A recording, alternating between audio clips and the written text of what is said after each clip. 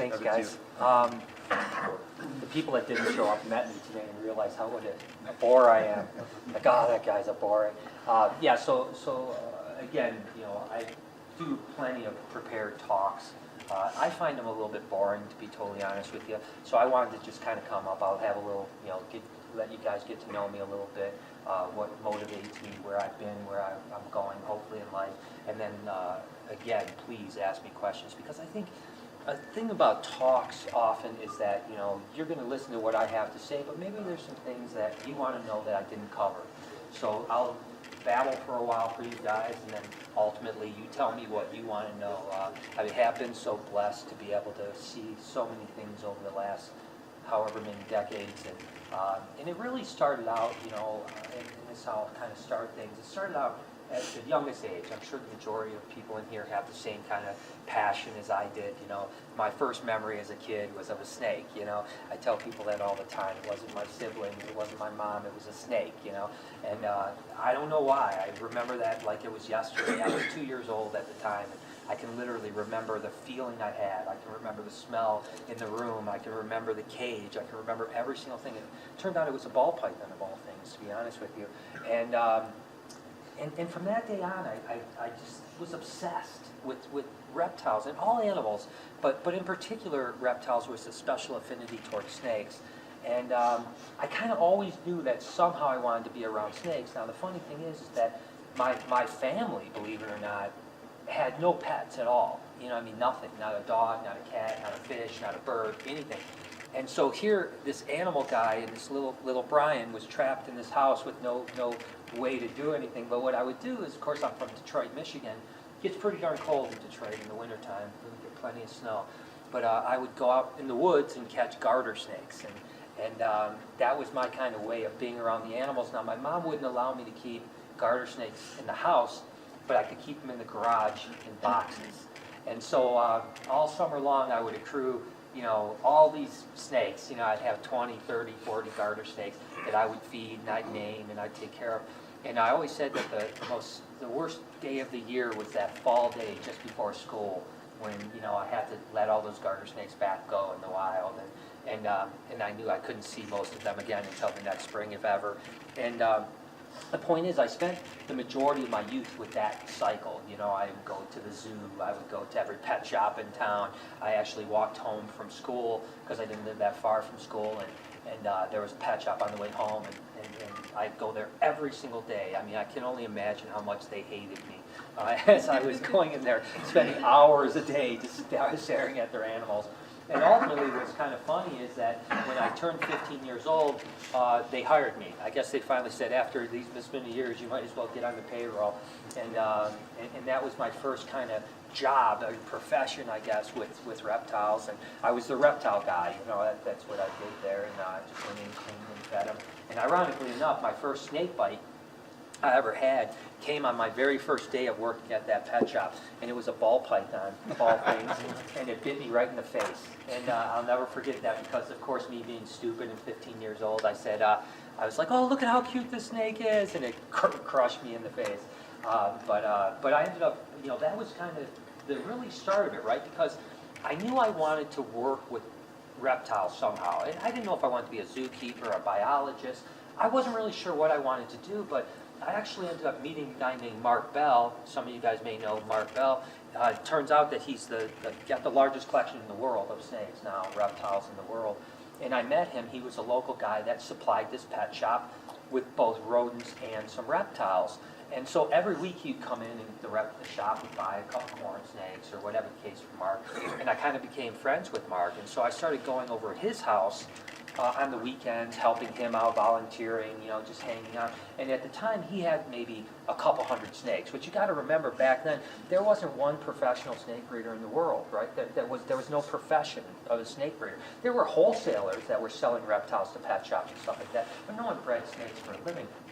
So Mark had a job as a gas line welding inspector, and he bred snakes on the side. Well, I was all of a sudden like, wow, I want to do that. I want to breed some snakes on the side. And I thought to myself, well, he was making a couple extra bucks, and I thought, well, this will help me pay my way through college. This will maybe make a few bucks, put some money aside, and And that was really an interesting time because that was when the albino Burmese python first was produced by Bob Clark, okay? And prior to that, there was really nothing that was considered an investment reptile, right? I mean, it was a bunch of old timers that were, you know, just trading animals, maybe making a couple bucks, but they weren't really doing much. And all of a sudden, bam, this albino Burmese python are selling for $1,600 a piece. And all of a sudden, everyone was wanting to buy it. And so there was this new kind of, oh my gosh, and this was right around the time when a guy named Eugene Bassett from Ophiological Services quit his job. And he was a postman. And he was the first person in America that said, I'm going to be a full-time snake breeder. And everyone, I remember, you know, I was just a kid at the time, but I remember people, it was a buzz in the hobby. Oh my gosh, Eugene quit his job. He's never going to be able to make it. There's no way you can't breed snakes for a living and all this type of stuff. But again, he got some albino Burmese, and Mark Bell was getting albino Burmese. And I was, at this time, I was 17 years old, 16 and a half, 17. And I had gotten $3,000 saved up from my pet shop, from birthday money, whatever the case may be. And somehow, oh, and by the way, let me back up 1 second. When I was 15, finally my mom let me start keeping snakes in the house, in the basement. And at first it started out with 1, then 3, then 8, then 200. Yeah. And we ultimately, somehow, and I still to this day don't know how this happened, I talked my mom into allowing me to spend every dollar I had, the $3,000 I'd saved up for college, on a pair of albino Burmese pythons. And they were produced by Bob Clark, but I bought them from Mark Bell because Mark had bought a big lot of them. And that was my first kind of investment animal. I can never tell you the feeling that I remember having when I finally, you know, made that investment. But I remembered how amazing those animals were. And really that was the project that changed everything for me, because sure enough, 2 years later we were able to raise up, then I was 18, I was able to raise up those albino Burms along with, I had some big female Burms and that I was able to breed the albino to, and I made about $45,000 out of my mom's basement that year on Burmese pythons when I was 18 years old. Which, of course, you know, anyone that keeps reptiles, I know you'll understand this. I made $45,000 and I spent $50 on North snakes or whatever. You know, that's how you make money in reptiles. Is you just spend every dollar you have and then you borrow more to spend more. But nevertheless, you know, that was really, you know, an awesome year because I was able to invest in a bunch of different corn snakes and other pythons and of course, I started college later that year. And the thing was that by the time I was in my second year of college, I was literally now making more money as my business than I probably could ever do. And by the way, I went into, you know, wanted to go into microbiology, have something to do with zoology in some sense. But I was just a biology nut, still am to this day. And regardless, you know, we made, you know, so much money. I was like, this is what I want to do. I want to work with animals. And again, Mark Bell at this time went from his couple hundred snakes to thousands of snakes. He had quit his job at the gas company, you know, went from, you know, his basement to his garage to a building in his backyard to renting another building to 3 buildings. And I got to see this growth, you know, from this guy that was really becoming a titan in the reptile industry. And I was able to kind of learn at his feet how to do it. And at this time, I probably had maybe 400 or 500 snakes. You know, I was, you know, whatever, 19, 20 years old, 400 or 500, maybe 600 snakes.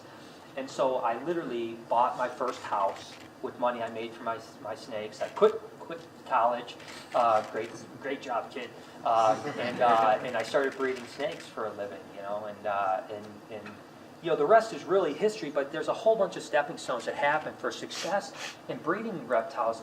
You know, you kind of sometimes have to be in the right place at the right time as well, right? So, you know, I always say like the albino Burmese python was the first, you know, thing that I was in the right place at the right time. You know, I was a kid, I bought these animals, they worked out, I produced them, everything went well.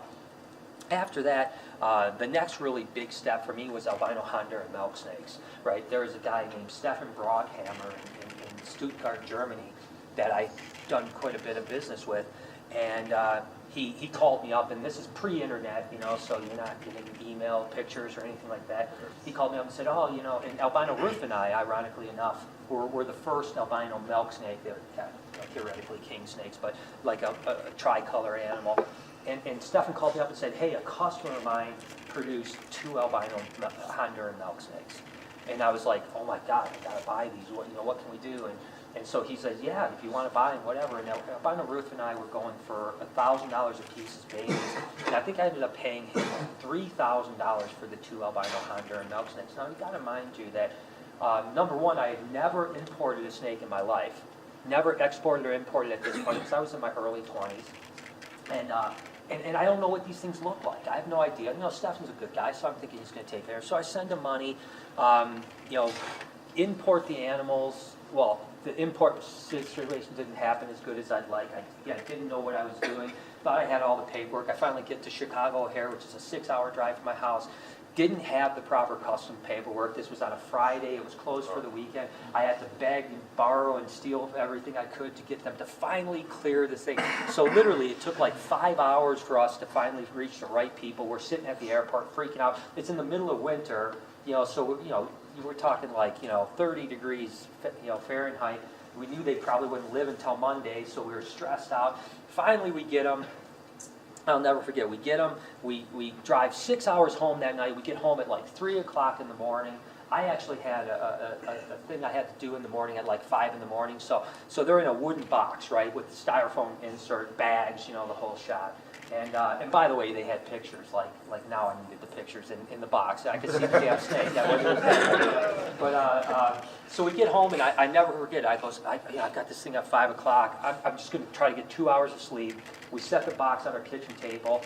Lori, my wife, went to sleep, and next thing you know, I wake up, I leave. I get home about noon after I get done with my thing, and the house is just disheveled. I mean, there's stuff everywhere, and Lori's like almost having a nervous breakdown. I'm like, what the hell's going on? Well, sure enough, one of the 2 escaped, and so she's ripping the house apart, like she can't find the snake. And the first thing, I swear to God, I walk in, the first thing I do, I go, did you check underneath the styrofoam? And she goes, what do you think, I'm stupid? And she said that, just as she said, what do you think, I'm stupid? It comes up, and the snake is curled up underneath the styrofoam. And so regardless, my point is that we got that right into a cage. It never got loose again. And it was interesting because, ironically enough, there was another guy that produced albino Hondurans at the same time. So in Germany. So like somehow they were related, but they didn't know each other. And a guy named Louis Porras, you may remember Louis Porras from a long time ago, he brought him in. And I was thinking these snakes would sell for, Ruthvens were $1,000. I'm thinking these would be $700, $800. I have no idea, maybe $1,000. Well, Louis decided they should be $3,000. And when he marketed them at $3,000, everyone wanted them. So all of a sudden I just, spent a few $1,000s on 2 males, it turns out to be, and I have kind of a gold mine. So regardless, a couple years later, we raise them up, we breed them, we produce them, and we make a tremendous amount of return on that investment. And we were kind of known as the people that had the first albino Honduran milk snakes, which as a kid, that age was really amazing, right? Because all of a sudden it put our name on the block. And not only what it did was, I wasn't only just making money and I had the name, like, oh, he produced the first albino Hondurans, but more importantly, you had everybody wanting to trade you. Thanks, Heidi. Sorry. No. She's messing my talk. I was in a groove. Now I don't even know. All right, man, we're done, guys. So everyone that had cool stuff wanted to trade me, right? So now I'm able, it wasn't ever about the money. It wasn't about making $3,000 later. It was about making $3,000 so I could go spend $3,000 on another project. So trading was just as good for me. I was like, yeah, I'll trade you this snake and I'll get more. So that's when the collection really started to blow up, as I had that. Then the next step was, of course, I bought the first albino hognose snake that was ever sold. A guy named Rich Evan in Lubbock, Texas. And, he still had his group, but the first babies he sold me albinos and pastel pinks. And so I was able to keep riding that wave of having, being on the front edge of things. And then really the next thing that happened in the progression of BHB, my reptile career, was ball pythons. I love ball pythons, right? Going back to that 2-year-old kid that saw that ball python in that little zoo, I was always infatuated with ball pythons, and I always kept ball pythons, 1 or 2, but they were all wild caught, terrible. They didn't even do the captive hatch stuff at the time. And there was a guy named Emmanuel Noah, who was the big guy over in West Africa, and he started not only captive hatching ball pythons, but started having mutations. And I was just infatuated, so I started buying stuff from Noah. Every year I would, buy whatever he would sell me. And I remember back then, literally, like the other breeders in America at the time would make fun of me. They would literally like say, "Oh yeah, you're breeding those garbage snakes and stuff like that." And little did they know that they were missing out on something. And I always said that I wasn't like a prognosticator or someone that could read the future of the market. I just liked ball python.